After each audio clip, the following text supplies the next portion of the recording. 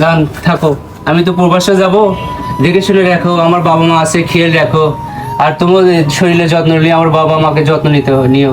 থাকো, দেখে শুনে থাকো। চলো তোমাকে না সামনে আগে দিয়ে আসি।